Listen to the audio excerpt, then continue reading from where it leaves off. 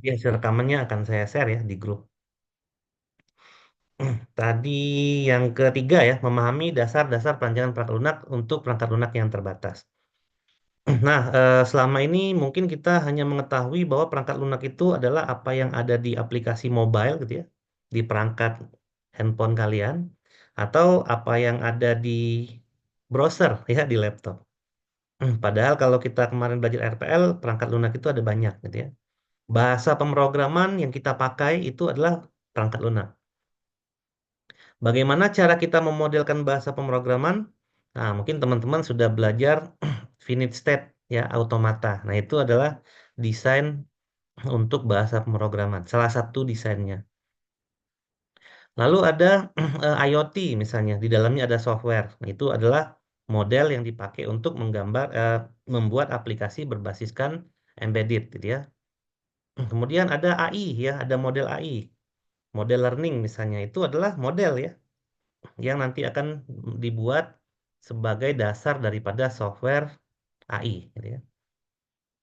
Kemudian ada macam-macam, misalnya yang berbasis cloud seperti Google Spreadsheet, ya, Google Doc, kemudian ada Google apa file gitu ya, Google Drive. Nah itu bentuk cloud itu ada ininya lagi gitu ya, ada desain tambahannya lagi. Jadi desain perangkat lunak itu ada banyak ya. Nah, sehingga itu nanti diharapkan juga teman-teman setelah lulus mata kuliah ini memahami bahwa paradigma desain itu nggak hanya yang berorientasi objek ya. Jadi ada beberapa, ya salah satunya adalah berorientasi fungsi atau functional oriented.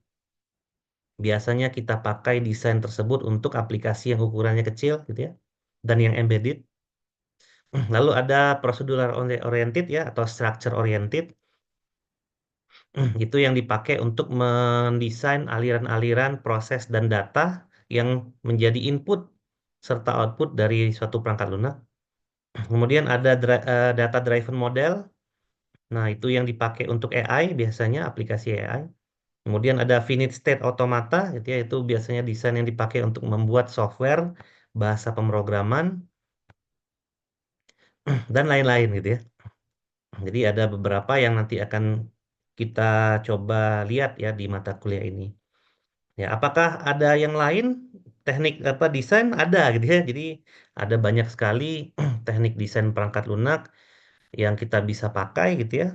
Dan itu akan disesuaikan tentunya dengan aplikasi apa atau software apa yang akan kita buat nantinya.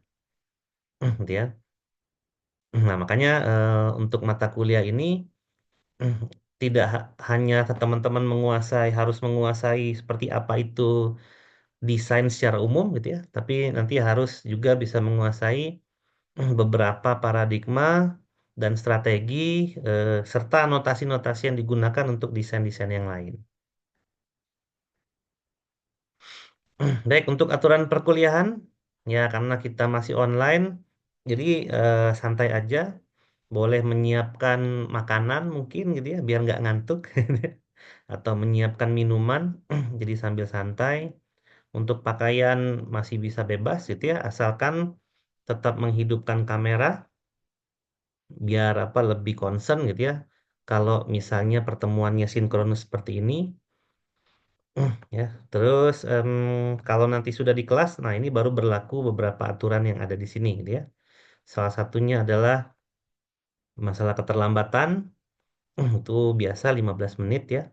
Kalau yang online ya diusahakan jangan terlambat, ataupun kalau terlambat pun nggak apa-apa 15 menit ya. Kemudian toleransi ketidakhadiran sama ya seperti aturan yang ada di Unjani. Untuk lebih detail daripada aturan Unjani bisa teman-teman download buku pedoman akademik tahun 2023 ya di situs baa.unjani.ac.id. Nanti ada menu di atasnya menu buku, nanti ada kumpulan buku digital mengenai buku panduan banyak ya di Unjani tentang perkuliahan. Nah, kalian bisa download yang bagian pedoman akademik ya tahun 2023.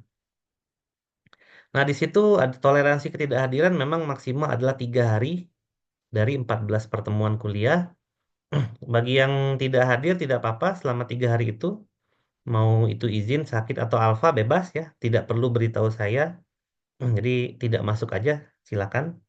Namun untuk beberapa hal itu harus beritahu saya ya, karena itu nanti akan dianggap toleransi ketidakhadiran. Misalnya yang pertama, apabila ada keluarga inti yang meninggal, nah itu boleh izin, gitu ya. Dan izin itu nanti akan bisa di luar dari 3 ini. Lalu ada kegiatan internal atau eksternal yang membawa nama Unjani atau Prodi, itu juga bisa untuk izin. Lalu yang berikutnya adalah apabila dirawat di rumah sakit ya dalam waktu yang lama. Ya, serta untuk hal-hal yang memang sangat urgent yang memungkinkan tidak hadir di kuliah, nah itu boleh memberitahu saya gitu ya. Tapi kalau masih masuk ke dalam 3 dari 14 pertemuan, itu tidak usah memberitahu juga nggak apa-apa gitu ya. Kemudian apabila titip absen itu itu di buku pedoman ada. Apabila tidak masuk lebih dari 3 hari itu juga otomatis gitu ya.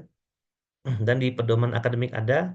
Makanya jangan lupa untuk selalu absen ya di e-learning untuk agar absen itu direkap. Apabila kita nanti kuliahnya offline itu diusahakan untuk tetap mengabsen di e-learning. Lalu ada pertemuan yang masih diizinkan berupa online ya termasuk hari ini.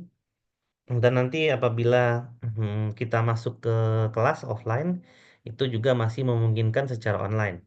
Ya biasanya itu kalau saya ada tugas gitu ya dari prodi ya itu biasanya online gitu ya. Kalau memang saya dapat tugas dari prodi ya biasanya online-nya itu asinkronus gitu ya. Saya buat rekaman video lalu saya share di e-learning atau saya share di grup gitu ya. Atau mungkin kalau saya memang sempat online ya dengan posisi yang tidak bergerak, artinya tidak sedang di dalam mobil gitu ya, tapi diam seperti ini ya, di rumah atau di kafe gitu ya, atau di mana yang memang sambil mengerjakan pekerjaan Unjani juga, nah itu mungkin kita bisa laksanakan secara sinkronus seperti ini, gitu ya. Untuk pelaksanaan secara online itu pasti akan saya beritahu sebelumnya, gitu ya. Dan maksimal saya beritahu di hari H kuliah hari hanya. Kalau kita kuliah sekarang jam 3 mungkin pagi saya kasih tahu ya.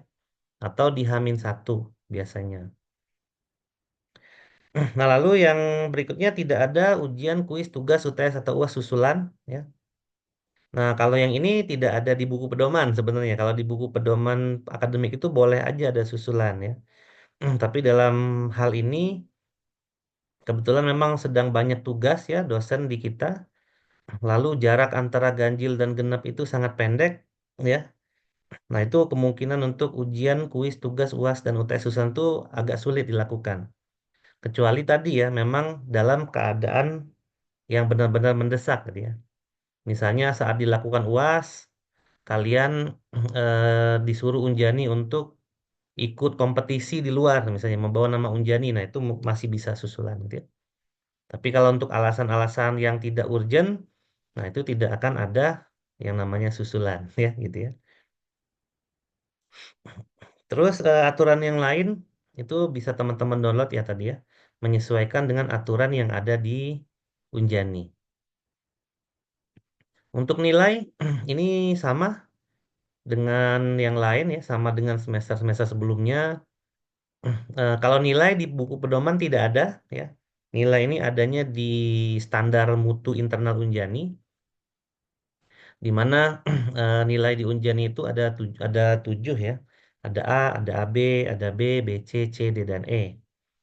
Kalau kita ngikut standar nasional perguruan tinggi dari pemerintah ya PP nomor 52 tahun 2024 itu nilai hanya A, B, C, D, dan E saja. Namun universitas masih boleh mengubah itu asal masih dalam ketentuan A, B, C, D, E gitu ya. Di mana A itu poinnya adalah 4, B itu adalah 3, C adalah 2, D adalah 1, dan E adalah 0. Dalam aturan negara juga D itu lulus gitu ya, karena poinnya 1. Tapi tidak boleh lebih dari 14 SKS ya atau 10% dari total SKS-nya sarjana ya. Sarjana itu 144 SKS. yang boleh nilai D itu hanya 10%-nya saja. Nah, kalau nilai E tidak boleh sama sekali ada di KS gitu ya. Nah, jadi itu yang harus kita perhatikan bersama gitu ya. Jadi silakan teman-teman tentukan saja kira-kira kalau dapat D mau ngulang nggak gitu ya. Atau mau ngikut SP atau tidak gitu ya. Nah, itu silakan aja gitu ya. Kalau nggak pun nggak apa-apa ya. Asal nilai total D-nya itu di bawah 10% atau 14 SKS. Kalau di atas itu nggak boleh, harus ada yang diulang satu gitu ya. Nah, di sini udah sesuai dengan standar ya. Jadi apabila nilai kalian paling tingginya 75 atau 76, maka nilai tertinggi di kelas ini hanya B gitu ya. Jadi nilai tertinggi itu belum tentu A ya, dilihat dari proporsinya masing-masing. Kalau nilai tertingginya 76 ya berarti nilai tertinggi B gitu ya. Jadi kita ngikutin standar yang ini ya. Lalu penilaian itu di Unjani juga sesuai dengan standar mutu internal ya. Atau teman-teman bisa lihat di form nilai ya, ketika melihat nilai kan biasanya ada ini ya, ada kolom-kolomnya ya, ada kehadiran berapa ya, tugas berapa dan seterusnya. Nah itu yang diakui oleh Unjani itu memang cuma 4 ya, ada kehadiran, tugas atau kuis, UTS dan UAS dengan proporsinya masing-masing. Kalau kehadiran itu menurut SPM itu antara 5 sampai 10%. Tapi di sini saya ambil yang 10%. Apabila teman-teman hadir 14 pertemuan full, gitu ya, ataupun hanya 11 pertemuan saja, ada 3 pertemuan yang tidak masuk, yang boleh tidak hadir tadi ya. Nah, itu kehadirannya tetap dianggap full 10% ya nilainya. Lalu tugas atau kuis itu 30%, ini variatif ya kalau menurut SPM bisa 20, 30 atau 40 gitu ya. Cuman saya ambil 30 saja.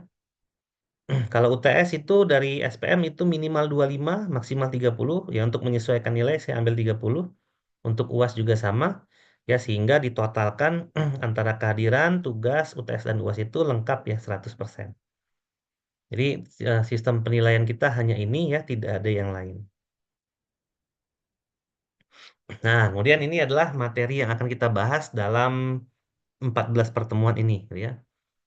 Untuk pertemuan teori mungkin hanya sekitar 11 atau 12 pertemuan gitu ya. Nanti akan ada kuis dan tugas yang kita akan laksanakan di kelas. Jadi materi yang kita bahas yang pertama kali, ya karena ini memang mata kuliahnya prerequisite tadi ya, yang mengharuskan kita paham mata kuliah RPL dan APPL, maka kita akan sedikit refresh tentang software development lifecycle itu sendiri, gitu ya. Tapi refresh saja, ya apabila misal ketika di refresh teman-teman masih belum memahami materinya, ya silakan untuk membuka materi dari kuliah RPL yang kemarin ya. Kalau yang ngajarnya saya atau Bu Puspita, saya rasa slide-nya dikasih dan dikasih juga buku PDF ya. Jadi kalian bisa baca itu. Nah, lalu dilanjutkan dengan kita mengingat dari mata pelajaran APPL juga ya terkait dengan pemodelan perangkat lunaknya. Itu ada filosofi, definisi, dan prinsip dari pemodelan perangkat lunak. Lalu di sini kita akan memodelkan arsitektur ya dari perangkat lunak. Jadi ada desain arsitektur di sini yang nanti kita harus kuasai juga. Karena setiap karakteristik aplikasi itu arsitekturnya bisa berbeda, gitu ya. Ada aplikasi yang membutuhkan koneksi internet, ya. Ada yang tidak. Ada yang sifatnya itu client server, ya. Ada yang sifatnya itu penyedia layanan aja atau service. Ada yang sifatnya itu enterprise dan lain-lain. Jadi nanti akan ada banyak arsitektur perangkat lunak yang nanti kita akan coba lihat ya secara teori dan seperti apa implementasinya tergantung dari perangkat lunak yang nanti kita akan buat. Lalu ada konsep desain perangkat lunak secara umum itu kembali mengingat mengenai mata kuliah APPL kemarin tapi lebih ke software desainnya gitu ya. Dan ada mata kuliah untuk pertemuan strategi perancangan perangkat lunak. Nah, ini yang saya mention tadi ya, di mana suatu perangkat lunak itu strategi perancangannya itu tidak hanya yang berorientasi objek, Ya, kalau yang berorientasi objek kita tahu ya, merancang perangkat lunak yang menggunakan paradigma berorientasi objek itu menggunakan Unified Modeling Language gitu ya atau UML. Nah, kita tahu di situ ada use case, class diagram, activity diagram, deployment diagram, state diagram dan lain sebagainya. Nah, itu hanyalah salah satu strategi perancangan saja untuk beberapa perangkat lunak saja gitu ya. Ada perangkat lunak yang lain yang ya nggak bisa juga kita menggunakan perancangan berorientasi objek. Ya, dan tentu saja perancangan ini akan mempengaruhi bagaimana perangkat lunak itu nanti akan dibuat. Artinya desain dan implementasi itu akan saling berkaitan ya dengan coding. Ya, desain dengan coding itu akan saling berkaitan nantinya. Nah, yang saya mention juga tadi beberapa strateginya adalah functional oriented ya berorientasi fungsi, ada structure oriented juga, ada data driven model, ada kalau finite state automata enggak ya. Kalian udah belajar itu ya di teori bahasa dan otomata ya. Jadi itu tidak kita pelajari lagi. Kemudian ada apa lagi ya saya lupa ya. Jadi ada beberapa lah ya strategi yang akan kita lihat gitu ya di sini. Nah, kalau saya tidak salah habis itu kita UTS ya. Setelah UTS kita lanjutkan dengan desain pattern. Nah, saat desain pattern kita kembali lagi ke paradigma berorientasi objek yang lebih advance ya daripada yang kemarin gitu ya, yang di APPL. Jadi desain pattern ini ada tiga ya, ada creational pattern, ada behavioral pattern, dan ada combinatorial pattern. Di mana setiap pattern itu ada banyak ya pola-pola dalam desain itu yang kita bisa ambil. Nah, karena desain pattern ini landasannya adalah paradigma berorientasi objek, maka kita akan menggambarkan desain pattern dengan kelas diagram, gitu ya. Jadi nanti teman-teman bisa memahami kelas diagram itu seperti apa, gitu ya. Apa itu kelas, apa itu objek, apa itu atribut, metode, lalu ada multiplicity, gitu ya, dan lain-lain. Nah, itu harus dipelajari lagi, gitu ya. Setidaknya ada tiga pertemuan nanti untuk desain pattern. Lalu ada pattern yang lebih modern lagi dari pendekatan paradigma objek itu namanya solid principle design ya. Nah, jadi ada pattern solid ya di mana solid ini adalah suatu singkatan. Nah, untuk menggambarkan solid itu juga akan menggunakan kelas diagram nantinya. Jadi teman-teman harus sudah paham apa itu kelas abstrak ya, apa itu kelas interface, apa itu inheritance ya, polymorphism dan lain sebagainya. Ya itu udah harus paham. Kemudian ada desain arsitektur lain yang kita bahas yaitu service oriented dan microservice arsitektur gitu ya. Jadi kalau kita mau bikin aplikasi berbasis cloud seperti Google Drive gitu ya, spreadsheet dan lain-lain, nah itu arsitekturnya tidak mungkin bukan service gitu ya. Pasti dia berorientasi service. Kan kalau kita belajar cloud computing itu kan ada software as a service gitu ya. Nah, berarti dia arsitekturnya adalah service oriented arsitektur. Kemudian ada beberapa aplikasi marketplace seperti Tokopedia, Bukalapak, dan lain-lain gitu ya. Di mana setiap fitur itu dijalankan oleh service yang berbeda. Makanya nanti kita akan cek untuk arsitektur yang namanya microservices arsitektur. Dan itu tidak akan mungkin bisa jalan kalau arsitekturnya tidak microservice gitu loh. Gitu ya.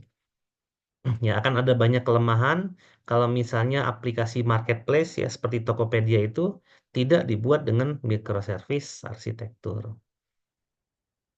Nah, jadi itu adalah materi yang akan kita bahas ya selama satu semester ke depan. Jadi untuk beberapa definisi, beberapa yang mungkin istilah-istilah dasar ya, nah itu teman-teman yang harus menyesuaikan ya di mata kuliah ini. Ya, kembali lagi silakan cek mata kuliah RPL dan mata kuliah APPL yang kemarin untuk agar bisa mengikuti ya di mata kuliah ini. Jangan sampai nanti pas UTS dan UAS ngulang lagi gitu ya. Ya kuliah makin lama makin susah biasa itu ya.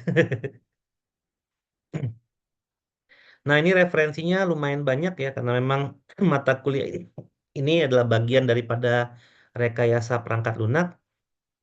Jadi kita masih tetap pakai beberapa materi dari bukunya Sistem Asesmen Design Ini buku ini ada di kuliah HPPL kemarin ya, kalian bisa lihat atau nanti saya share lagi sih sebenarnya.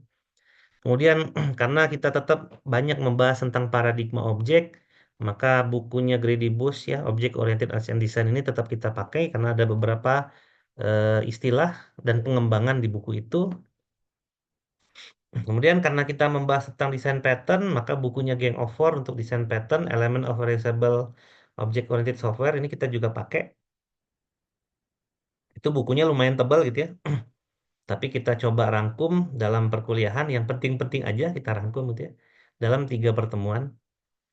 Kemudian ada Solid Principle, ini dari Robert C. Martin atau dikenal sebagai Uncle Bob. Ya sebagai anak informatika atau computer science ya nggak mungkin kita tidak tahu Uncle Bob gitu ya. Karena di kampus-kampus lain juga kalau udah berbicara tentang Robert C. Martin itu menimbulkan emosi yang luar biasa. Ya Robert C. Martin adalah lead programmer dari pembuatan bahasa pemrograman Java gitu ya. Jadi kalau kalian coding di PO1 pakai Java ya, coding di PO2 pakai Java. Nah, Java ini siapa yang buat gitu ya? Nah, itu adalah Uncle Bob yang buat gitu ya, Robert C. Martin.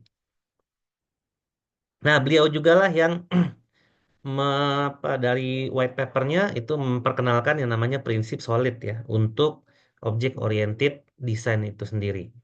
Lebih ke arah desain kelas gitu ya, desain kelas diagram. Di mana tujuannya itu sama-sama untuk reusable ya. Jadi yang bisa digunakan kembali. Jadi tidak mendesain kelas itu ngasal gitu ya, tapi mendesain kelas diagram yang dimana kelas diagram itu bisa secara dinamis menyesuaikan dengan lingkungannya. Jadi kalau ada perubahan softwarenya ditambahin fitur baru gitu ya, atau ada penambahan-penambahan apapun, desain itu tidak akan banyak berubah gitu ya. Atau kita tidak perlu mengganti desain dengan desain yang baru, cukup kita kembangkan dari desain yang sudah ada, asal kita menerapkan desain pattern dan solid principle di dalam desain kelas yang kita buat gitu ya. Lalu ada beberapa materi tentang service oriented arsitektur ya, walaupun hanya 1 pertemuan mungkin. Ada bukunya dari IBM, ada Pattern, Software Oriented Architecture and Web Service. Jadi kita lihat tentang SOA ya, dan itu akan melibatkan web service. Implementasinya adalah API. Implementasi API mungkin akan kalian dapatkan di mata kuliah implementasi perangkat lunak ya. Saya lupa apakah semester ini apa semester depan gitu ya. Kayaknya semester ini gitu ya. Lalu ada microservice juga, itu ada buku yang paling banyak dipakai oleh kita, itu adalah bukunya Sam Newman, Microservices Design Fine Grained System tahun 2015. Gitu ya, itu yang menjadi referensi Tokopedia dalam membuat arsitektur microservice gitu ya. Dan beberapa aplikasi besar yang lain gitu ya. Itu dari bukunya Sam Newman dan itu juga tebal bukunya, jadi nggak akan kita bahas lebih detail ya, kita bahas dari sisi basicnya aja. Tapi basicnya juga kita membutuhkan knowledge prerequisite tadi gitu ya dalam memahami isi dari buku itu. Nah, itu nanti akan saya share juga bukunya gitu ya di grup WhatsApp. Oke, terus udah seperti itu untuk kontrak perkuliahan kita. Ya, sebelum kita lanjutkan di pengantar kuliah pemodelan perangkat lunak, apakah ada yang ingin ditanyakan terlebih dahulu? Mungkin mengenai referensi atau materi gitu ya, atau penilaian, nilai, aturan perkuliahan atau tujuan mata kuliah. Boleh silakan apabila ada yang ingin ditanyakan.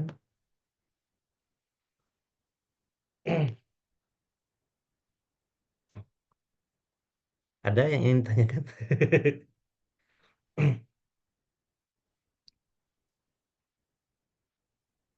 Nah, jadi kalau untuk misalnya untuk belajar di rumah gitu ya, silakan manfaatkan secara maksimal aja gitu ya.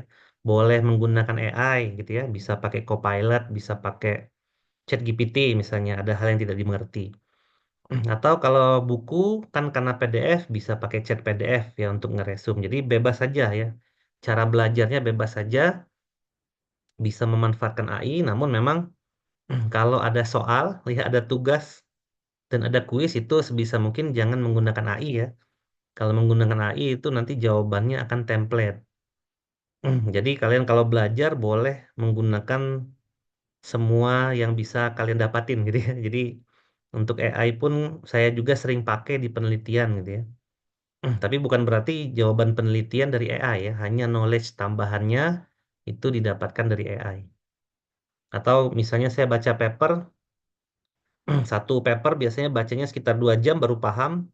Nah dengan AI 2 jam itu saya bisa paham 5 paper gitu ya. Nah itu boleh gitu ya. Tapi saat melakukan penelitiannya ya tidak pakai AI ya, biar jawabannya itu tidak template dan memang ada kontribusinya di situ. Ya, jadi boleh aja belajar bebas gitu ya, bebas aja. Karena kewajiban dari teman-teman sendiri kan satu SKS itu setara 1 jam di kelas, 1 jam komprehensif belajar kelompok misalnya gitu ya, dan 1 jam lainnya adalah belajar mandiri gitu ya. Nah itu kalau dilakukan ya insya Allah bisa mengikuti perkuliahan di kelas ini ataupun kelas yang lain. Ada mungkin pertanyaan sebelumnya? Ada? Enggak? Tidak ada? Mas Fauzan? Ada pertanyaan nggak? Masa nggak ada sih? Enggak, Pak. Nggak ada ya? Mungkin ada siapa lagi nih? Mbak Ranti ada pertanyaan? Belum ada, Pak. Belum ada ya? Aman ya. Jadi kalau ingin lihat pedoman akademik yang lebih detail ya silakan download yang di BA tadi. Baik ya, jadi seperti itu kurang lebih teknis perkuliahan kita dan lain-lain. Lalu materinya kurang lebih seperti ini gitu ya. Emang dikit sih materinya yang nggak banyak, tapi ya lumayan agak dalam sedikit gitu ya. Oke, kita masuk ke pengantar kuliah pemodelan perangkat lunak. Jadi sama dengan mata kuliah APPL di sini jangan memikirkan coding gitu ya. Jangan memikirkan coding. Coding kita bisa pinggirin dulu ke tempat yang lain. Ya, yang namanya pemodelan perangkat lunak itu yang dibutuhkan adalah pertama kali imajinasi gitu ya. Kita butuh imajinasi yang bagus dalam menciptakan model perangkat lunak. Di mana imajinasi itu kita akan selaraskan dengan notasi-notasi yang kita gunakan. Ya, misalnya kita mau membuat sistem absensi pegawai. Nah, kita tahu beberapa notasi di situ yang kita pakai adalah UML misalnya. Berarti dalam membuat sistem absensi pegawai itu pasti ada pegawainya, pasti ada lokasinya, gitu ya. Pasti ada jadwal masuk kerjanya dan lain-lain. Nah, itu kita mulai dengan imajinasi dulu. Nah, setelah dapat imajinasinya, baru kita sesuaikan dengan software requirement ya sebenarnya, ya, dengan kebutuhan perangkat lunaknya. Ya, jadi imajinasi itu yang pertama, yang kedua baru kita sesuaikan dengan software requirement atau kebutuhan perangkat lunaknya. Nah, seperti itu ya kurang lebih.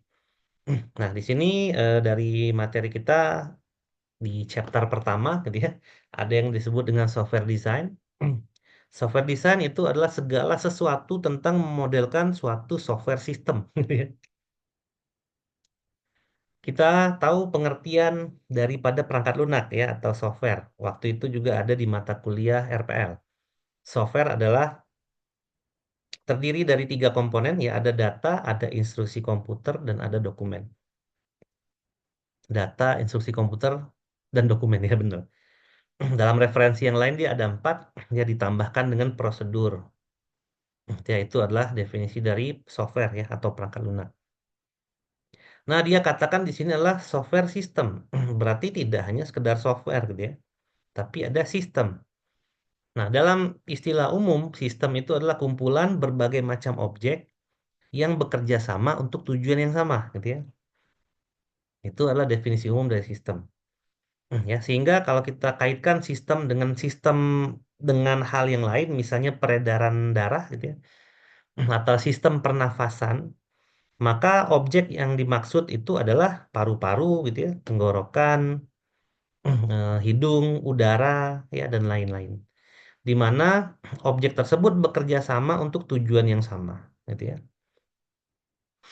Nah, kalau di sini software system berarti ada kumpulan daripada objek gitu ya, yang dimana objek itu adalah software juga, ya. Mereka bekerja sama untuk menjadi suatu software lagi gitu ya. Kalau di paradigma objek itu ada kelas gitu ya. Nanti kelas mahasiswa, kelas dosen, kelas ruangan, kelas yang lain-lain. Ya, bekerja menjadi satu, menjadi apa? Menjadi sistem absensi misalnya, atau menjadi sistem e-learning, menjadi sistem sistem apa? Akademik gitu ya. Nah, itu adalah software sistem namanya gitu ya. Jadi software design itu adalah segala sesuatu yang kita lakukan untuk memodelkan, gitu ya. Membuat model, membuat gambaran umum, membuat gambaran yang lebih detail ya dari software sistem. Ya, jadi di sini menurut Kass and Rosenwijk, sistem adalah suatu yang terorganisasi dengan baik ya dan sifatnya kompleks secara keseluruhan. Dia berkombinasi ya, ya berkombinasi saling terkait menjadi satu dalam bentuk unitary whole. Ya, artinya menjadi satu kesatuan yang utuh gitu ya. Itu adalah software system. Jadi kalau kita memodelkan software, kita akan memodelkan banyak hal. Kita memodelkan strukturnya, kita memodelkan arsitekturnya, gitu ya. Kita mendesain tampilan UI UX-nya, kita mendesain datanya, kita mendesain servisnya, ya semuanya kita desain ya. Yang ada kaitannya dengan software atau perangkat lunak itu sendiri. Nah, secara umum dari sistem ya. Jadi ini umum sistem. Sistem itu bentuknya adalah organisasi, gitu ya. Dan bentuk konkretnya adalah hierarki. Ya, ada hierarkinya. Jadi suatu sistem disusun dari berbagai subsistem. Ya, subsistem dibentuk dari sub-subsistem, gitu ya. Dan dia hierarki dalam bentuk tree ke bawahnya. Ya. Jadi sistem itu adalah sesuatu yang kompleks. Nah, kalau sistem kita kaitkan dengan software, maka software pun merupakan sesuatu yang kompleks, gitu ya. Dan dia juga hierarki, ya sifatnya hierarki. Contoh di sini ada motor nih. Motor adalah sistem, gitu ya. Lalu kita lihat motor punya mesin, mesin adalah subsistem. Di dalam mesin ada sesuatu lagi, gitu ya. Nah, itu kita namakan sub-subsistem. Nah, di dalam situ nanti akan ada sesuatu lagi, itu dinamakan sub-subsistem. Begitu aja terus, gitu ya.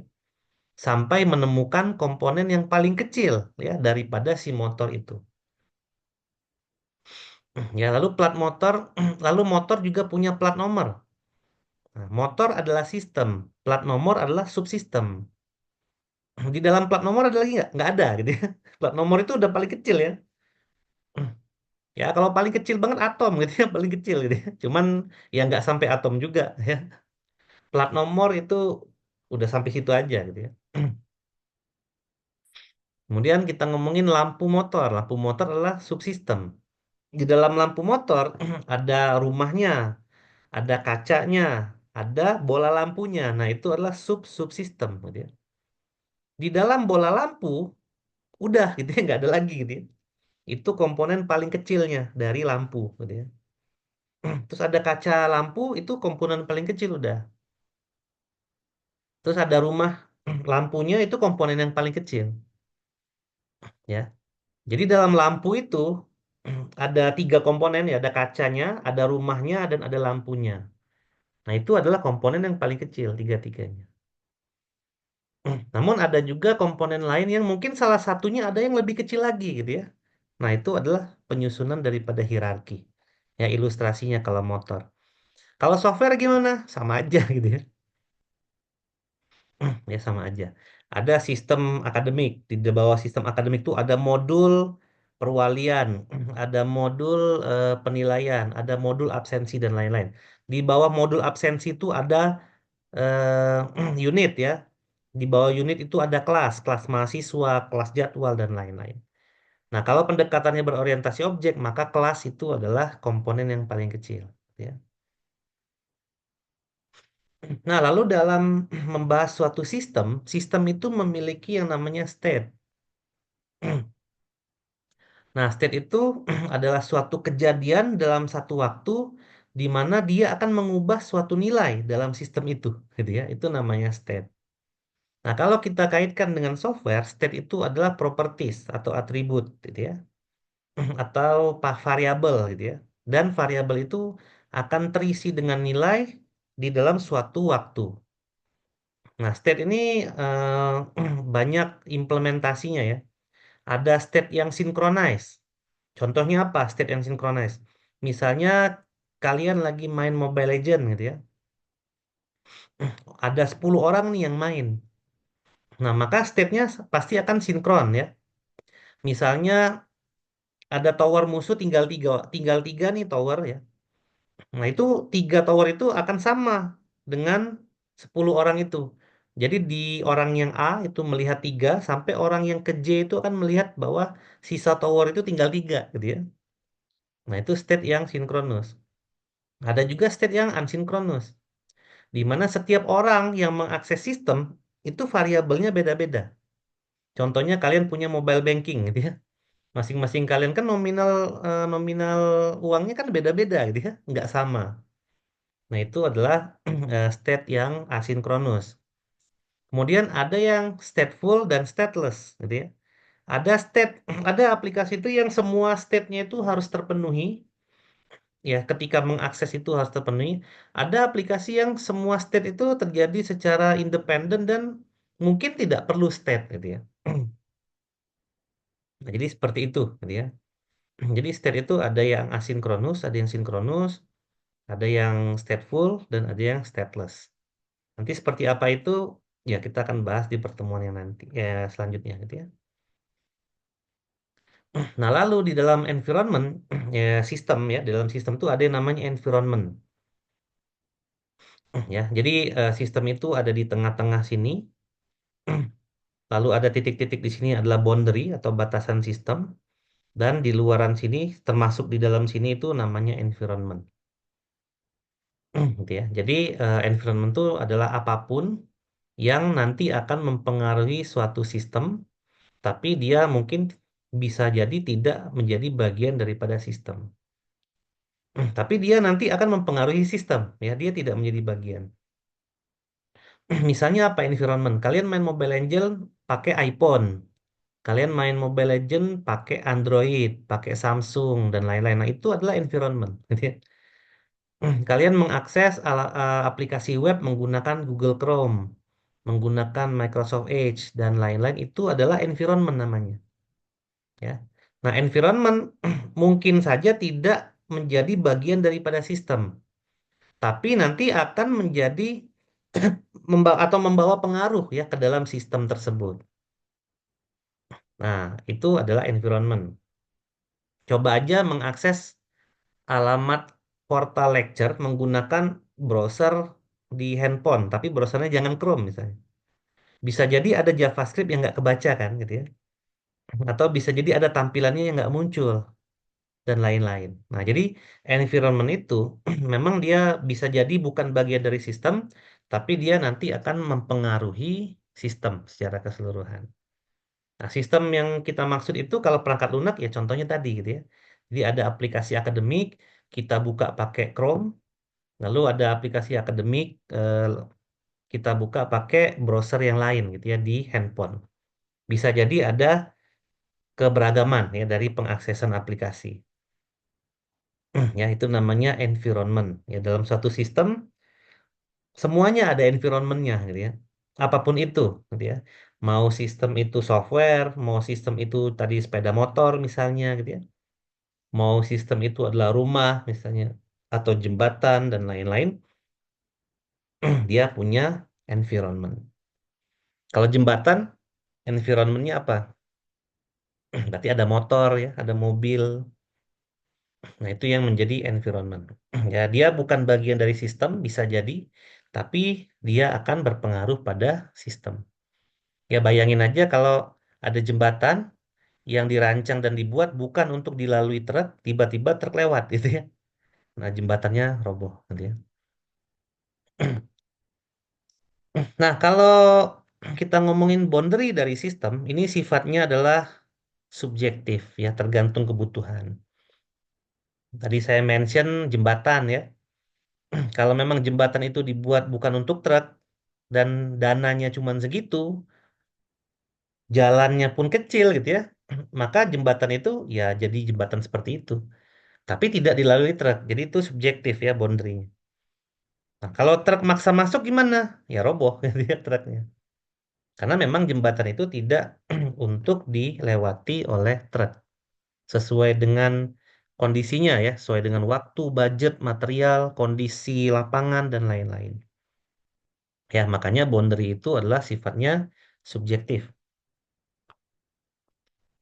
Nah, sehingga jembatan yang dibuat di pedesaan pasti akan berbeda dengan jembatan yang dibuat di kota, gitu ya. Jembatan yang dibuat melintasi danau akan berbeda dengan jembatan yang dibuat melewati sungai. Akan berbeda juga dengan jembatan yang dibuat melewati laut, gitu ya. Jadi sifat daripada boundary itu subjektif. Nah, contohnya di sini kalau kita melihat suatu capaian sistem ya, kalau kita ngomongin rumah atau mobil aja ya. Ini contohnya kalau di sini desain interior kita ganti contohnya. Misal kita lihat mobil nih.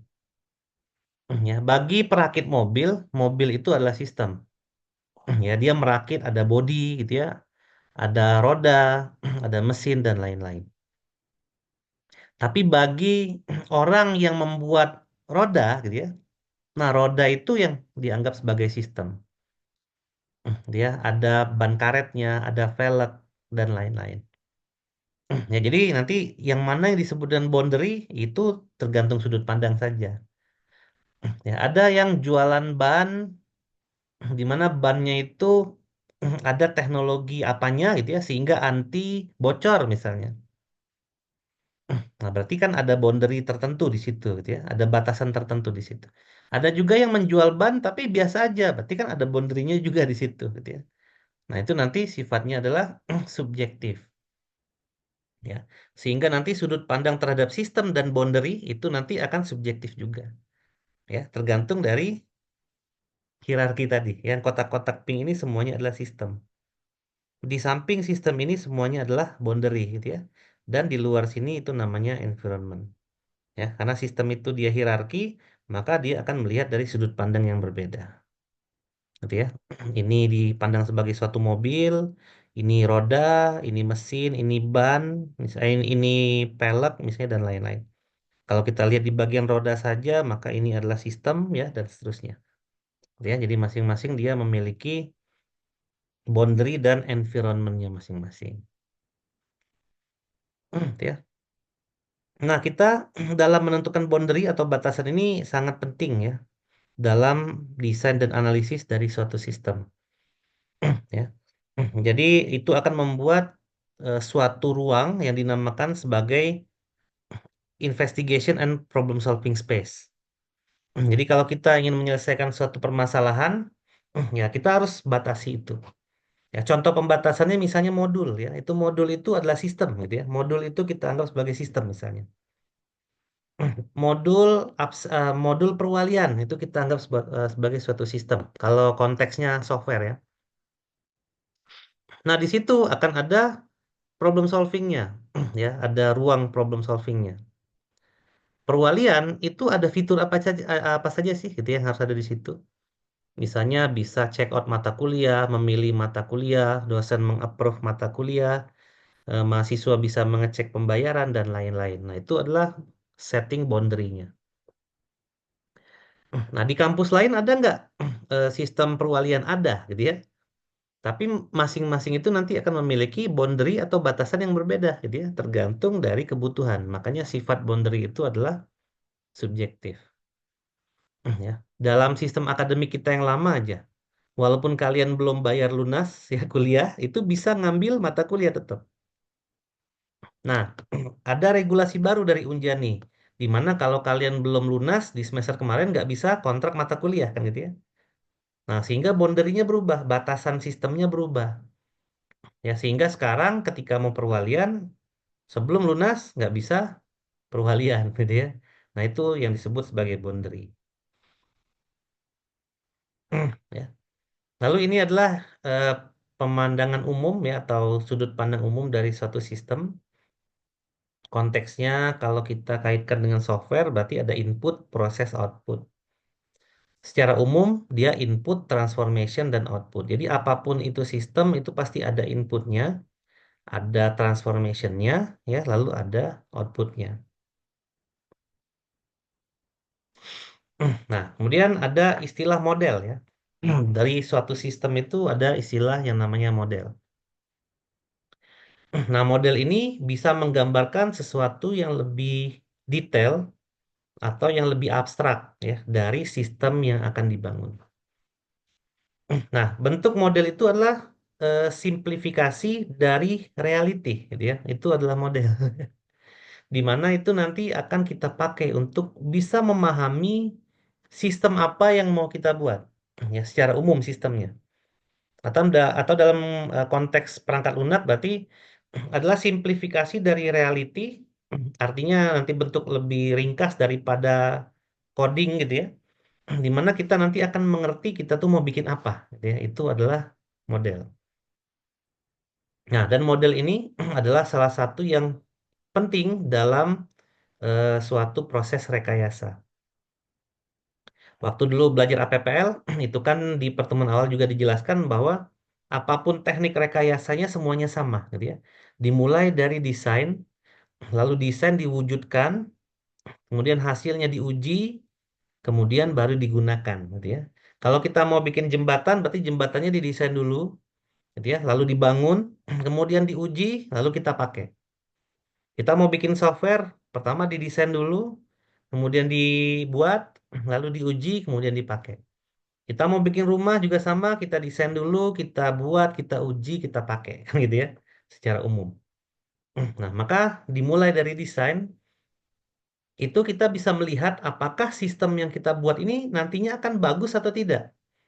Ya, dalam konteks perangkat lunak, kita bisa melihat dari desain perangkat lunak apakah perangkat lunak yang kita mau bangun nanti itu bagus apa enggak, gitu ya. Jadi kita bisa lihat dari desain terlebih dahulu. Kita mau bikin mobil, apakah mobilnya bagus? Ya tergantung desainnya. Ya, kalau desainnya bagus, ya 80% hasil akhirnya kemungkinan bagus asal dibuat sesuai dengan desain, gitu ya. Nah, jadi di sini poin pentingnya adalah desain atau model, gitu ya, dari suatu sistem itu menentukan value pertama kali sistem itu bisa dinilai. Apakah sistem ini nantinya akan jadi bagus atau tidak, gitu ya. Dan desain itu atau model itu akan membawa kita terhadap dinamika dari sistem itu sendiri. Misalnya kita mau membuat suatu rumah, kalau rumah itu ada atap gitu ya, kemudian atapnya ngadep kiri dan kanan. Nah, itu gimana kalau hujan? Kalau hujan berarti kan air hujannya ke tetangga tuh, gitu ya. Maka kita bisa ubah atap rumahnya jadi menghadap depan atau menghadap belakang, gitu ya, agar tidak mengganggu tetangga. Nah, itu kan kita bisa analisa gitu ya. Kita bisa analisa ya dan kita bisa mensimulasikan model yang kita buat itu dengan kondisi-kondisi yang tidak disangka-sangka gitu ya. Ya tadi kalau misalnya rumah, bagaimana kalau rumah itu hujan gitu ya? Dengan desain atap seperti ini mengganggu tetangga atau tidak? Itu kan kita bisa simulasikan gitu ya. Kalau ternyata mengganggu tetangga, ya udah kita ganti model atapnya. Nah, perangkat lunak juga sama. Ya, dengan desain, misalnya kita lihat desain UI gitu ya. Desain UI-nya adalah form login misalnya. Dengan form login seperti ini, kira-kira pengguna bisa nggak makainya kan gitu ya. Kalau ternyata nggak bisa, ya kita bisa ganti. Ya. Bagaimana kalau yang menggunakan aplikasi itu adalah disabilitas misalnya.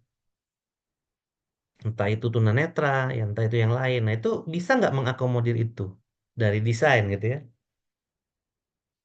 Nah, lalu bagaimana profil orang yang menggunakan? Misalnya yang menggunakan adalah generasi milenial awal atau generasi boomer akhir gitu ya. Yang mana sekarang itu umurnya sudah 60 atau 70 tahun.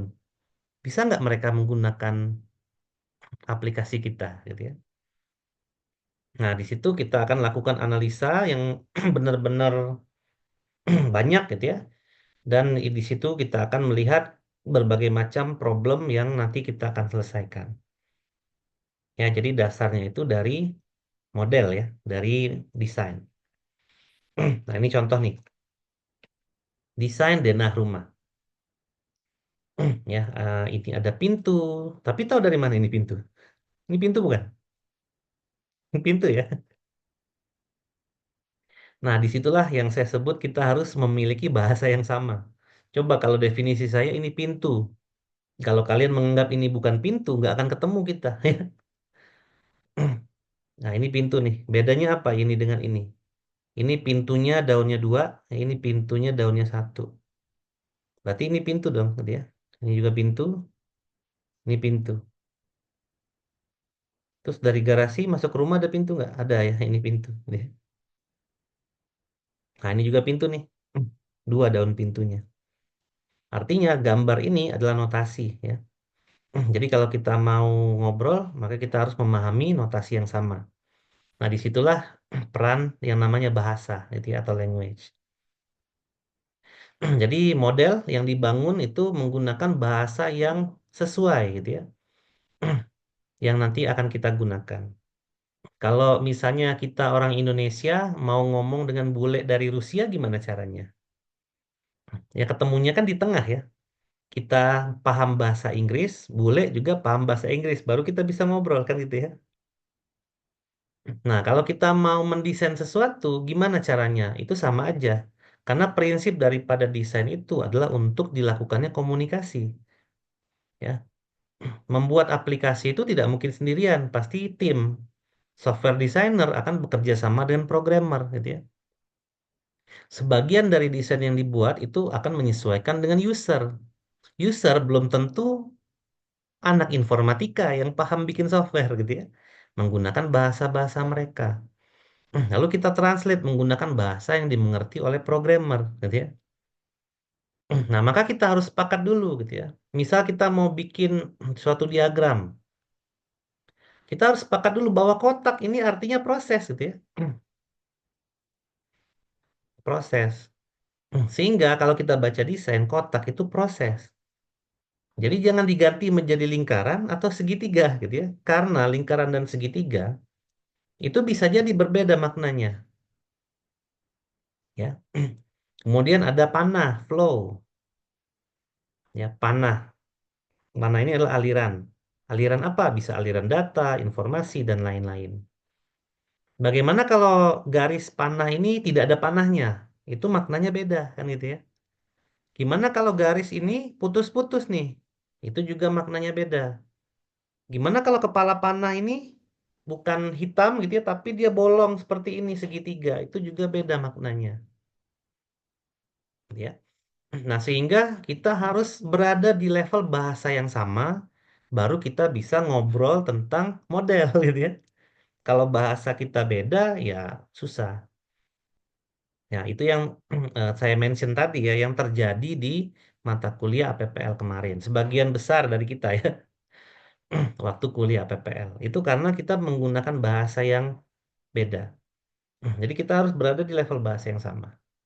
Ya. Nah, kemudian dalam eh, pemodelan itu juga ada yang namanya abstrak. Jadi abstrak ini adalah proses untuk mengambil detail daripada model. Ya. Jadi kita ngambil detailnya saja. Misalnya saya mau mendesain mobil, ya. Secara abstrak itu kita akan mendesain mobil terdiri dari beberapa komponen. Ada roda, ada bodi, sasis, mesin, lampu, dan lain-lain. Nah, itu adalah level abstrak namanya. Detailnya kita hilangkan dulu. Bannya misalnya terbuat dari karet atau bukan, itu nanti kita bahas itu ya, itu namanya abstrak.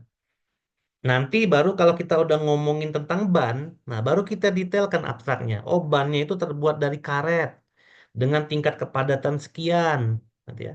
Lalu pabrikan karetnya dari Eropa misalnya dan lain-lain kita detailkan. Ya, tapi kita gambarkan dulu secara abstrak. Kalau kaitan dengan software ya kita bikin abstraknya dulu. Kita mau bikin apa sekarang? Kita mau bikin aplikasi absensi pegawai. Itu adalah abstrak. Di mana abstrak itu adalah mengambil detail. Nah, baru kalau kita bahas lebih detail, sistem absensi pegawai yang seperti apa yang kita akan bangun. Nah, itu baru level abstraknya kita naikin, kita turunkan gitu ya. Kita masukkan satu persatu detail ke dalam abstrak tadi. Sistem aplikasi absen pegawai yang mau dibuat adalah berbasiskan GPS misalnya. Kemudian menggunakan fingerprint atau face recognition. Lalu kita menggunakan mobile phone untuk melakukan absen. Nah, berarti kan dari sesuatu yang abstrak tadi, kita masukkan satu persatu detail, gitu ya. Nah, jadi kayak gitu, gitu ya. Nah, ini ya. In the process of adding detail to the model of making the model more concrete. Jadi abstraksi itu kita mengambil detailnya dulu. Begitu kita udah fokus pada suatu bagian dari sistem atau subsistem, baru kita tambahkan detail ya ke model tersebut untuk membuat model itu makin lebih bisa direalisasikan ya. Baru nanti kita misalnya pakai GPS. Oh, GPS-nya seperti apa? Kita memanfaatkan asis GPS-nya mobile phone misalnya. Nanti baru ngomongin versi berapa, OS-nya apa dan lain-lain. Jadi kita tambahin detailnya. Kemudian nanti pakai face recognition. Oke, face recognition-nya pakai modul apa? Pakai AI nggak gitu ya. Lalu datanya seperti apa? Nah, itu kita detailkan. Kemudian kita ngomongin tampilan perangkat lunaknya. Nanti tampilannya kita detailkan. Headernya ada di mana, di kiri atau di kanan gitu ya. Warna dominan yang kita pakai apa saja formnya, navigasinya gimana, menunya gimana, kita detailkan. Jadi dari abstrak tadi, ya dari abstrak sistem gitu ya, di mana sistem itu terdiri dari subsistem, nanti subsistemnya ketika kita lihat kita tambahkan detail, gitu ya. Sehingga nanti model yang kita gambarkan menjadi lebih konkret ya, atau menjadi lebih realistis untuk kita implementasikan. Nah, itu yang namanya abstraction, gitu ya. Sejauh mana kita harus menambahkan detail itu akan berbeda ya untuk setiap model yang kita buat. Ada yang hanya menambahkan sedikit detail kita udah paham mau bikin apa. Tapi ada juga yang kita harus menambahkan banyak sekali detail baru kita paham ya seperti apa yang harus kita buat ya softwarenya. Nah, itu namanya abstraction ya. Kalau kita kaitkan dengan perangkat lunak tadi. Nah, lalu ini adalah golden triangle ya kalau dalam bahasa pemodelan ya. Jadi kita memiliki beberapa alasan untuk memodelkan suatu sistem. Sistemnya apapun gitu ya. Sistemnya apapun. Mau menggambarkan mobil, menggambar model rumah, jembatan dan lain-lain. Nah, kalau kita kaitkan dengan perangkat lunak, maka ada beberapa alasan kita mendesain perangkat lunak. Alasan pertama itu agar bisa dilakukan eksperimen terhadap desainnya. Ya, kalau membangun rumah tadi kita melakukan eksperimen terhadap model rumahnya.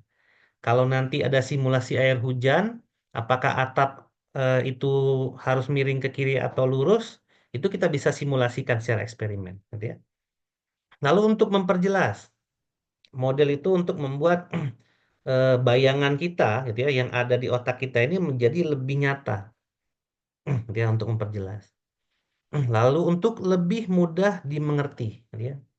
Kita tuh mau bikin apa sih? Mau bikin mobil. Mobil yang kayak gimana sih? Oh, dia lampunya ada dua.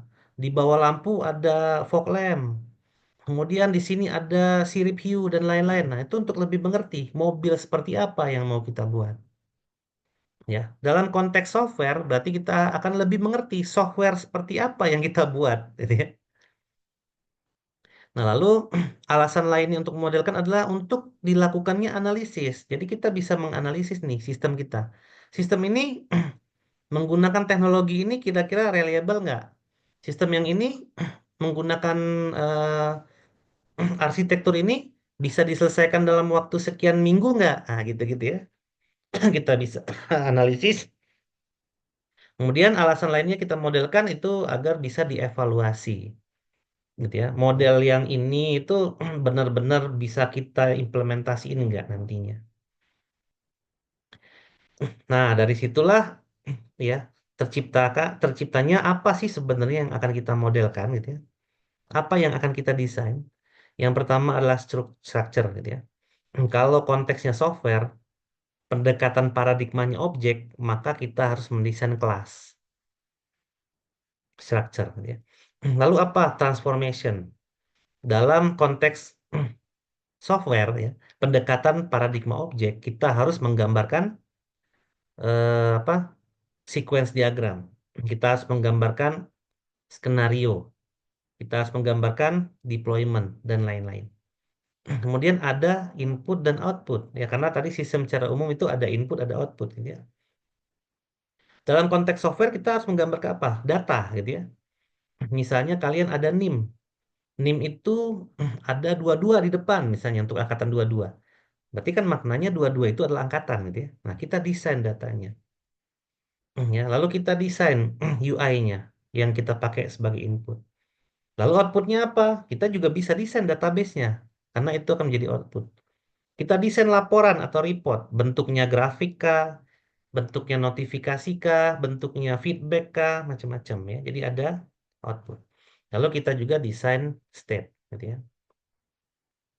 Nah, bagaimana cara memodelkan? Itu bisa dengan cara tekstual, ya, menggunakan narasi atau bahasa manusia, menggunakan grafik, ya. Kalau dalam bahasa konteks perangkat lunak itu berarti menggunakan notasi, ya. Bisa kotak, persegi panjang, lingkaran, ya, disesuaikan dengan model seperti apa yang kita mau buat, atau bisa juga menggunakan model matematik, gitu ya, seperti modeling AI, gitu ya. Atau waktu dulu mungkin pernah belajar untuk coding apa, bilangan ganjil genap, gitu ya. Kan kita rancang dulu, gitu ya. Ya, waktu semester 1 kan pasti ada tugas, ya, buatlah aplikasi untuk menentukan apakah suatu nilai itu ganjil atau genap, kan, gitu ya. Berarti kan ada inputnya. Inputnya adalah bilangan bulat, ya. Benar nggak? Ya. Inputnya adalah X, di mana X adalah himpunan bilangan bulat. Itu kan pakai bahasa matematik, ya. Nanti ada X sama dengan dalam kurung kurawal himpunan bilangan bulat. Berarti bilangan bulat itu dari 1 sampai tak hingga. Ya, bilangan bulat positif misalnya. Nanti kita desain lagi nih. Bagaimana cara menentukan bilangan itu ganjil atau genap? Nah, outputnya kan ganjil atau genap, ya. Jadi ada string output ganjil atau genap. Nah, berarti kan kita mendesain proses, ya, atau transformation. Oh, untuk menentukan ganjil atau genap itu, berarti bilangan itu harus habis dibagi dua, kan, gitu ya. Berarti X ketika habis dibagi dua, berarti hasilnya adalah modnya 0, maka dia adalah bilangan genap, kan, gitu ya. Kalau ganjil gimana? Kalau ganjil tidak habis dibagi dua. Oh, gitu ya. Berarti kita gunakan if, kan, gitu ya. Nah, itu adalah desain matematik, ya, digabung dengan tekstual. Jadi ini boleh salah satu atau boleh semuanya, ya, digabung jadi satu. Nah, waktu kita mau bikin deret Fibonacci juga sama kan? Deret Fibonacci itu ada 1, 1, 2, 3, 5, 8 dan seterusnya. Ya, di mana model matematiknya dari Fibonacci adalah nilai ke n sama dengan nilai ke n-1 dikurang nilai n-2, kan, gitu ya. Nah, itu adalah model matematik tuh, dia. Atau kalian belajar regresi linier, ya. Y sama dengan X plus 3C misalnya. Atau Y sama dengan X plus 3 itu namanya model matematik. Gitu ya. Nah, di mana model itu nanti dipakai untuk apa alasannya? Ya, untuk eksperimen, clarify, understand, analyze, evaluate, itu sama aja. Ya, dalam istilah konteks software pasti ada ini, ya, ada alasannya, ada suatu model apa saja yang akan kita rancang, ya, lalu bagaimana cara memodelkan. Jadi dalam software pun nanti ada model secara tekstual, ya, dengan grafik dan dengan matematik. Nah, gitu ya. Untuk yang lebih advance lagi itu ada yang namanya metode formal. Jadi memodelkan software menggunakan metode formal. Tapi itu nggak masuk bahasan kita, gitu ya. Nah, baik seperti itu ya kira-kira. Ya, jadi kita fokusnya ke desain, yang tadi pengantar desain. Jadi nanti teman-teman udah harus memahami itu ya. Em, Sebagian kecil materinya sudah pernah kita dapatkan ya sebenarnya di RPL ya dan di APPL. Baik, sebelum saya akhiri kuliah pada hari ini, apakah ada pertanyaan sebelumnya? Kira-kira tadi masuk nggak? Ngantuk gitu atau gimana? Kira-kira penjelasan saya bisa dipahami atau tidak? Ya mungkin tidak paham 100% ya, tapi setidaknya ya mudah-mudahan ada yang nyangkut dikit-dikit gitu. Oke, ada pertanyaan mungkin sebelumnya? Nggak ada? Nggak ada, Pak. Woi, aman, San? Aman ya? Ya Allah, Pak. PPKMB kemarin aman? Aman ya? Oke, kalau begitu. Jadi ya kuliah memang gitu ya. Apalagi kita sore ya. Itu harus harus konsen. Tapi kalau online ya nyantai aja ya. Boleh siapin kopi, teh, atau cemilan nyantai aja gitu ya. Yang penting bisa konsen bagaimanapun caranya, ya bisa dipahami ya seperti apa penyampaiannya. Memang saya yakin kalau udah sore segini, jam segini nggak akan 100% nyampe ya. Tapi setidaknya kita bisa dapatkan. Kalaupun mungkin tadi sempat hilang konsentrasi dan lain-lain, nanti rekamannya akan saya share gitu ya, bisa dilihat lagi. Oke, untuk materi pembelajaran kayaknya cukup ya. Ada dari RPL, dari APPL, ada slide-nya, ada bukunya, ada AI, ada saya di sini dosen sebagai center gitu ya. Oh enggak, mahasiswa yang center ya, sebagai apa penyelenggara gitu ya. Ya saya rasa harusnya udah oke lah gitu ya. Kan sudah memilih DSE kan, Data dan Software Engineering. Ya, nah ilmu yang seperti ini yang kita butuhkan sebagai seorang sarjana ya. Jadi kita ada pembeda nanti ya. Software engineer itu tingkatan sarjana dengan tingkatan yang non sarjana itu pasti akan memiliki knowledge yang jauh berbeda gitu ya.